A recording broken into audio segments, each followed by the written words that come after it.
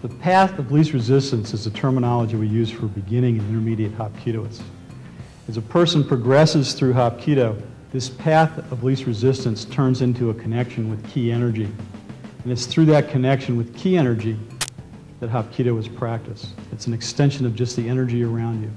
The practitioner, through meditation and through practice, disappears into ki, because there's just one energy in the art form. This is practiced at the higher levels of Hapkido, though, not at the beginning and intermediate stages.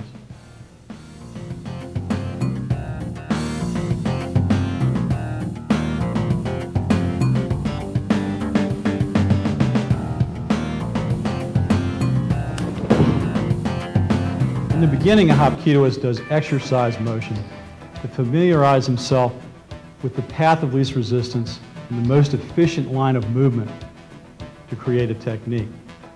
These exercises eventually evolve into fighting techniques. We're going to illustrate a few of these exercises and some of the fighting techniques too in this first volume. Eric's going to help me with this first motion. This is the very first thing we teach a beginning Hapkido practitioner, is this same side wrist grab. We teach a person to stand up straight, put one leg back, most likely a power leg, to breathe deep in the lungs, and to flex the legs just slightly and sink the weight into the mat to begin with.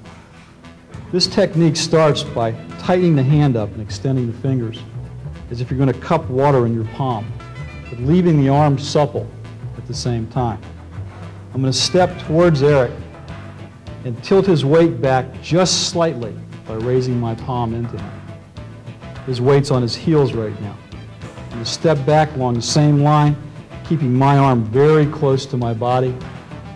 As my palm comes back to my chest, I'm going to turn my palm over, reach across, place my thumb on top of his thumb, dig my fingers into his palm, and snap my wrist into place by dropping my elbow. From here, I'm going to drive Eric's thumb with my forearm right across my body to my hip.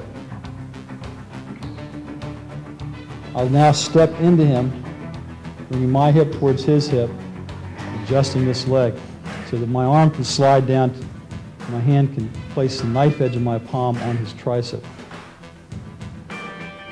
I'm going to lift his hand and roll his tricep at the same time.